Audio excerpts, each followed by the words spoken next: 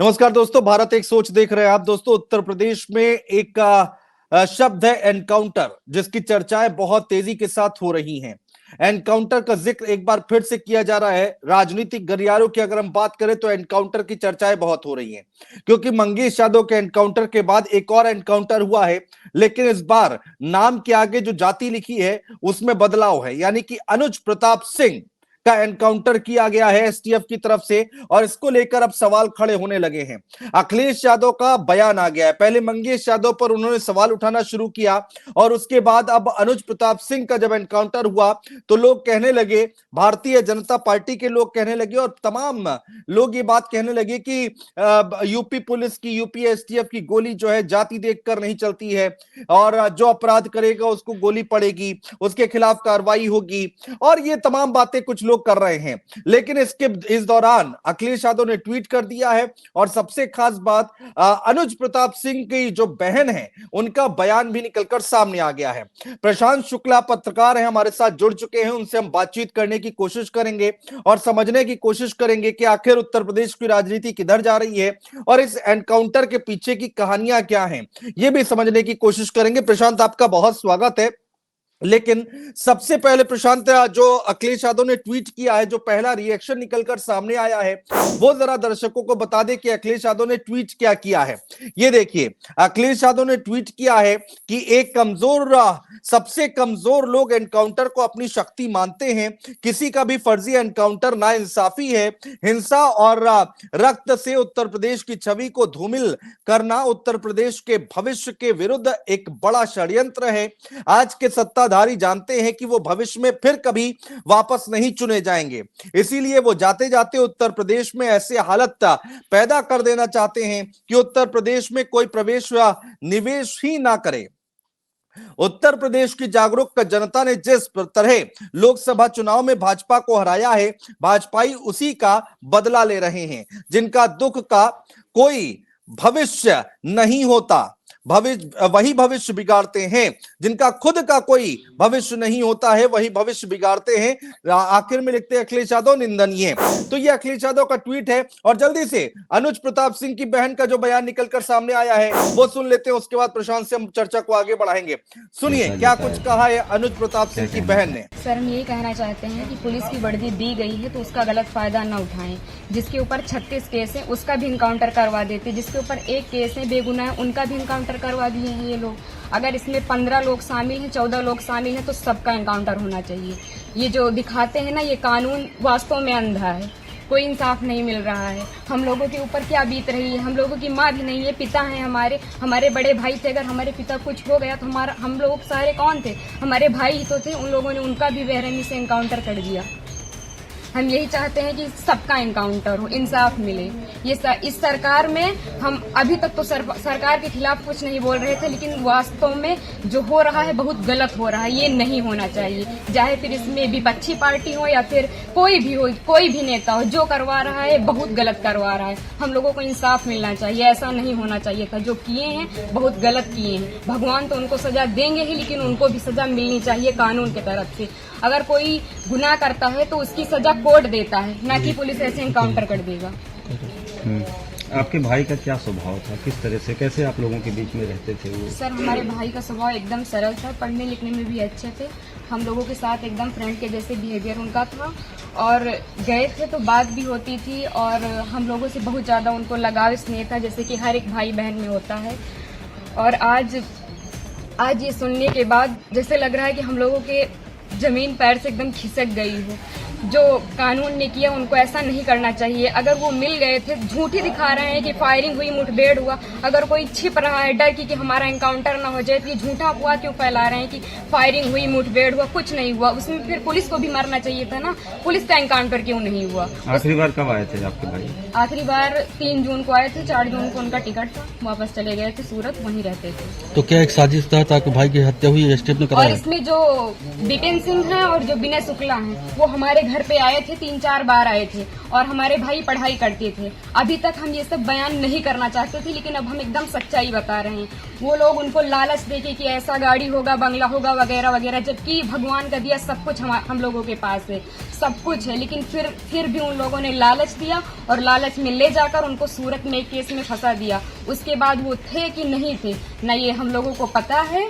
ये तो सिर्फ जिन लोगों ने करवाया उनको पता है, विपिन सिंह और विनय शुक्ला को, और या तो भगवान को पता है वो सच था कि झूठ था। अब तो इनकाउंटर कर ही दिए हैं, जीवित तो कर नहीं सकते हमारे भाई को।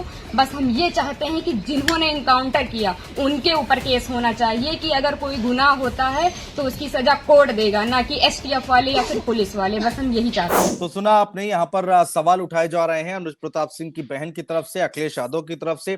प्रशांत, एक बार फिर से देखिए, उत्तर प्रदेश में एनकाउंटर का जिक्र तो हो ही रहा है, साथ ही साथ उसके आगे फर्जी भी लगा रहे हैं लोग कि फर्जी एनकाउंटर किए जा रहे हैं उत्तर प्रदेश में। अब इसको कैसे समझा जाए? जाहिर सी बात है राजनीति इस पर और भी तेज होती दिखाई देगी। अखिलेश यादव ने कह दिया है कि भाई कोई भी हो, किसी का भी एनकाउंटर होना ठीक नहीं है इस तरीके से। आपने बोला फर्जी एनकाउंटर और एनकाउंटर, ये बात पुलिस के तमाम सारे रिटायर्ड अधिकारी जो कई सारे एनकाउंटर की घटनाओं का हिस्सा रहे हैं, अब रिटायर हो चुके हैं, और अब वो खुल करके बोलते हैं और वो कहते हैं कि एनकाउंटर्स फर्जी होते हैं। एक और आपको बात ध्यान दिलाऊंगा, सुप्रीम कोर्ट ने एनकाउंटर्स के मामले में कहा था कि अगर इस मामले में कोई पुलिसकर्मी दोषी पाया जाएगा तो उससे अपराधी से भी ज्यादा सख्ती से बरता जाएगा। हैदराबाद का जो रेप कांड हुआ था उसमें आपको याद होगा कि किस तरीके से अपराधियों को पकड़ा पुलिस ने, फिर उसके बाद उनका एनकाउंटर किया, और फिर उसके बाद तमाम कोर्ट कचहरी थाने, और वो फिर आखिर में आज जा करके वो एनकाउंटर फर्जी साबित हुआ। तो इसमें कोई दो राय नहीं है कि एनकाउंटर फर्जी नहीं होते हैं। अब आते हैं बात उत्तर प्रदेश की। उत्तर प्रदेश में देखिए एक चर्चा चल रही है बहुत जोरों से, ना सिर्फ सियासत में बल्कि जर्नलिज्म की फ्रेटर्निटी में भी इस बात को लेकर के चर्चा है कि क्या उत्तर प्रदेश की जो पुलिस है, क्या स्पेशल टास्क फोर्स जो है, जो अपराध को खत्म करने के लिए बनाई गई थी, क्या अब वो राजनीति का नैरेटिव सेट कर रही है क्या? इस तरीके के तमाम सारे सवाल उठ रहे हैं। वो चाहे मंगेश यादव का एनकाउंटर केस हो, चाहे फिर अनुज प्रताप सिंह का एनकाउंटर। देखिए हम लोगों ने अभी हाल फिलहाल में भारतीय दंड संहिता की जगह भारतीय न्याय संहिता ले ली, और हमारे जो गृह मंत्री साहब थे उन्होंने संसद में कहा था कि जो संविधान है, जो कानून है, उसका मुख्य उद्देश्य ये होना चाहिए कि न्याय मिले, ना कि दंड मिले, और इसीलिए नाम तक बदल दिया गया, यानी कि भारतीय दंड संहिता की जगह भारतीय न्याय संहिता हो गई। लेकिन आप देखिए ना जमीन पर क्या हो रहा है उत्तर प्रदेश में। उत्तर प्रदेश में तो ऐसा लग रहा है कि अभी भी वही पुरानी दंड संहिता चल रही है। और ये बात मैं नहीं कह रहा हूं, आप सोशल मीडिया खोलेंगे, वहां जरा सा कुछ भी आप स्क्रॉल करेंगे तो आपको ऐसे सैकड़ों सवाल आपको मिलेंगे सामने। और सबसे बड़ी बात यह है कि उत्तर प्रदेश की राजनीति आप भी बड़े लंबे समय से कवर कर रहे हैं, समझ रहे हैं, ना सिर्फ राजनीति बल्कि अपराध की तमाम सारी घटनाओं पर बड़ी बारीक नजर रखे हैं। सवाल यह है कि पुलिस की जो थ्योरी है हमेशा रिपीट क्यों होती है, इस पर कई बार सवाल उठे हैं, और बहुत सारे तकनीकी पहलू होते हैं। मुझे लगता है कि जो पुलिस के जो रिटायर्ड अफसर होंगे, जो अधिकारी होंगे, या जो अभी भी होंगे पुलिस में, वो इन बातों को जरूर कहेंगे कि भाई जब आप गोली चलाते हैं, किसी पर आप वार करते हैं, तो आपका निशाना सिर्फ सीधा माथा नहीं होता, सिर नहीं होता, या छाती नहीं होती है, आप तो भाई नीचे से ऊपर जाते हैं ना। ये तो पुलिस ट्रेनिंग का हिस्सा है, पुलिस मैनुअल का हिस्सा है। तो आपको ये बात समझनी पड़ेगी। लेकिन ये जो एनकाउंटर्स हो रहे हैं, इसमें तमाम तरीके के सवाल उठ रहे हैं। अखिलेश यादव ने जो बात कही, एकदम सही बात कही। जब मंगेश यादव का एनकाउंटर हुआ तो किस तरीके से अखिलेश यादव ने तमाम सारे सवाल सिलसिलेवार तरीके से उठाए, और ना सिर्फ अखिलेश यादव ने कि वो मंगेश यादव था, बल्कि इस एनकाउंटर पर तमाम सारे ऐसे पत्रकारों ने, ऐसे सामाजिक कार्यकर्ताओं ने, वकीलों तक ने सवाल उठाए कि ये जो तरीका है एनकाउंटर का वो ठीक नहीं है, क्योंकि कम से कम सबके काम बटे हुए हैं। जो काम अदालत का है उसको अदालत को करने दिया जाए। और मुझे लगता है कि उत्तर प्रदेश में ऐसा पहली बार हो रहा है जब डकैती जैसी घटना में इस तरीके के एनकाउंटर्स हो रहे हैं। रेप, मर्डर, आप उनका बात बहुत दूर आप छोड़ दीजिए। इस तरीके की तमाम सारी घटनाएं होती रहती हैं। और आप जब समाजशास्त्र पढ़ते हैं तो उसमें एक बहुत बहुत अच्छी लाइन के तमाम सारे आप समाजशास्त्रों की भी बात अगर करेंगे तो वो बहुत एकदम क्लियर कट लिखते हैं कि जो अपराध है वो किसी भी समाज का एक अभिन्न हिस्सा होता है, अभिन्न अंग होता है। इसलिए वेलफेयर गवर्नमेंट्स को, सरकारों को, उनका जो फोकस होना चाहिए अपराधी पर नहीं, अपराध पर होना चाहिए। लेकिन उत्तर प्रदेश में जो गंगा है वो उल्टी बह रही है, अब उसके क्या मायने हैं? तो आप ये सोचिए कि अगर इतनी प्रमुखता से पत्रकार लिख रहे हैं, वो भी उस दौर में जब सरकारों पर तमाम तरीके के आरोप लग रहे हैं, यूपी से लेकर के दिल्ली की राजनीति तक, दिल्ली की गद्दी तक भी आप देखेंगे तो तमाम तरीके के आरोप लगते रहे हैं कि भैया मीडिया पर दबाव बनाया जा रहा, मीडिया को बोलने से रोका जा रहा है। उसके बावजूद अब अगर इस तरीके के सवाल और इतनी मुखरता से सवाल जर्नलिज्म फैटर्निटीज की तरफ से उठ रहे हैं तो ये अपने आप में तमाम सारे जो एक्शन का जो तरीका है सरकार का या प्रशासन का, वो उस पर सवाल उठ रहे हैं। और उस पर सवाल उठने का मतलब यही है कि अगर मंगेश यादव को लेकर के सवाल उठे थे तो उसके बाद, तुरंत बाद और घटना से कुछ किलोमीटर दूर उन्नाव में ही पकड़ा जाता है। इतने दिनों बाद जंगल में गए, आपने ढूंढ करके उसको गोली मार दी, ये ललकारा, फिर उसने तमंचा निकाला। मतलब हम लोगों को वो स्क्रिप्ट याद हो गई है। तो कम से कम मुझे लगता है कि कुछ इसमें जो बातें, जो सवाल उठ रहे हैं उस पर जवाब देना चाहिए। और ये भी इतिहास में पहली बार हुआ था, आपको याद होगा कि मंगेश यादव एनकाउंटर केस के एक हफ्ते बाद उत्तर प्रदेश का पुलिस कप्तान डीजीपी प्रशांत कुमार को बाकायदा प्रेस कॉन्फ्रेंस करना पड़ा था। लेकिन आज तक देखिए ना, मंगेश यादव के पोस्टमार्टम रिपोर्ट आज तक मीडिया में नहीं आई, किसी पत्रकार के पास नहीं है। बहुत सारे ऐसे सवाल हैं जो पुलिस की कार्यप्रणाली पर उठ रहे हैं, लेकिन बात यह है कि जवाब कौन देगा। सारा कुछ 307 के इर्द गिर्द सिमट के रह जाता है, ऐसी स्क्रिप्ट बना दी जाती है। और ये बात मैं नहीं कह रहा हूं, तमाम सारे पत्रकार बोलते हैं। बहुत लोग कह रहे हैं, बहुत लोग कह रहे हैं, सोशल मीडिया पर जाकर देख भी सकते हैं, बहुत लोग सवाल उठा रहे हैं, बहुत लोग अपने अपने तरीके से इसका विश्लेषण कर रहे हैं, इसमें कोई दो राय नहीं है। अखिलेश यादव के लिए ये क्या, अब देखिए लोग ये बात कर रहे थे कि देखिए यादव का एनकाउंटर हुआ, जाति के नाम पर जान ली जा रही है, अखिलेश यादव ने ये ट्वीट किया था, और उसके बाद अब एक ठाकुर का एनकाउंटर हो गया है, तो क्या अखिलेश यादव बोलेंगे कि नहीं बोलेंगे? अखिलेश यादव बैकफुट पर चले जाएंगे?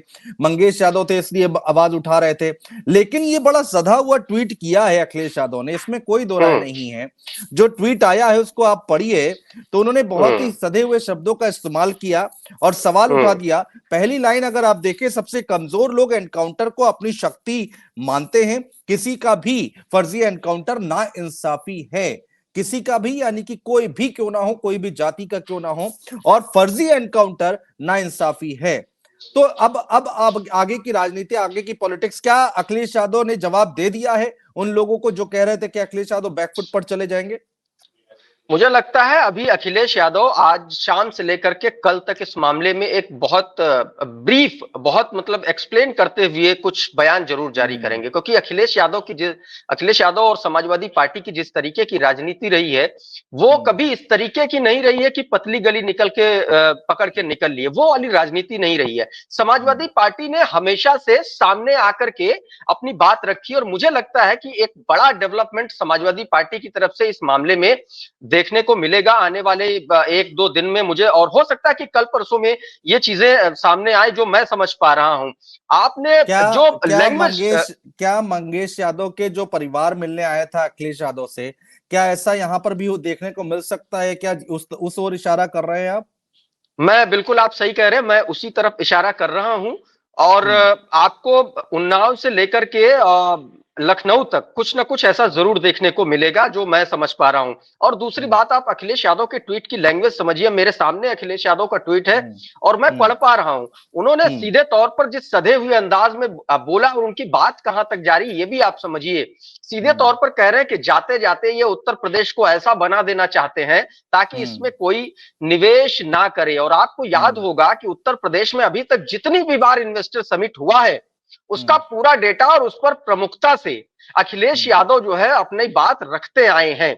और इसीलिए वो कह रहे हैं कि जिनका खुद का कोई भविष्य नहीं होता वही भविष्य बिगाड़ते हैं। अखिलेश यादव सीधे तौर पर कह रहे हैं कि भारतीय जनता पार्टी की कम से कम उत्तर प्रदेश में 2027 में बहुत ज्यादा कुछ वो कर सकने की स्थिति में नहीं है। और जो जिस तरीके से मुद्दे बना रही है समाजवादी पार्टी, आने वाले वक्त में भारतीय जनता पार्टी के लिए ये बात बहुत ज्यादा दिक्कत पैदा करने वाली है। मैं बता रहा हूं आपको, क्योंकि इस पर ना सिर्फ समाजवादी पार्टी बल्कि तमाम जो इंडिपेंडेंट जो लोग हैं, जो सोशल एक्टिविस्ट हैं, जो आरटीआई एक्टिविस्ट हैं, एक तो अंदर की खबर तो ये है कि आरटीआई के जरिए जवाब मांगे जा रहे हैं तमाम सारे कास्ट बेस्ड नियुक्तियों को लेकर के, वो सरकार जवाब दे नहीं रही है। इस तरीके की खबरें सामने आ रही हैं। तो आने वाले आपको कुछ महीनों में उत्तर प्रदेश की जो राजनीति है वो योगी आदित्यनाथ सरकार के लिए बहुत ज्यादा आसान इसलिए भी नहीं होने वाली है, क्योंकि एक एक करके आपको फिर उसको पीडीए से जोड़ने की कोशिश की जाएगी, और जैसे जैसे जाति का उभार होगा वैसे वैसे आप देखेंगे कि भारतीय जनता पार्टी का कहीं ना कहीं एक कमजोर जो उनका हिस्सा है उनकी राजनीति का, वो भी सामने आएगा। क्योंकि हमेशा आप देखिए भारतीय जनता पार्टी की जो काइंड ऑफ पॉलिटिक्स रही है वो रिलीजियस पोलराइजेशन के इर्द गिर्द रही है। और जब आप कास्ट की धुरी पर, जाति की धुरी पर लेकर के आएंगे भारतीय जनता पार्टी को, तो उसको वहां पर दिक्कत होती है। ये सिर्फ और सिर्फ, मैं आपको ऐसे नहीं बोल रहा हूं, आप चुनाव के इर्द गिर्द तमाम भारतीय जनता पार्टी के बड़े नेताओं की लैंग्वेज देखिए, उनके भाषण देखिए, वो उसी पेरीफेरी के इर्द गिर्द रहते हैं। जब जब भारतीय जनता पार्टी को जाति के आसपास लेकर के आया गया है, तब तब भारतीय जनता पार्टी को दिक्कत हुई और उसको नुकसान उठाना पड़ा है। 2024 का आप लोकसभा चुनाव देख लीजिए, पीडीए के नाम पर अखिलेश यादव ने चुनाव लड़ा और भारतीय जनता पार्टी को ऐतिहासिक नुकसान हुआ उत्तर प्रदेश में, समाजवादी पार्टी को ऐतिहासिक बढ़त मिली। बेसिकली 2027 के चुनाव से पहले सारे पेच जो है वो टाइट किए जा रहे हैं, सारे डॉट्स को क्लियर करने की कोशिश समाजवादी पार्टी कर रही है।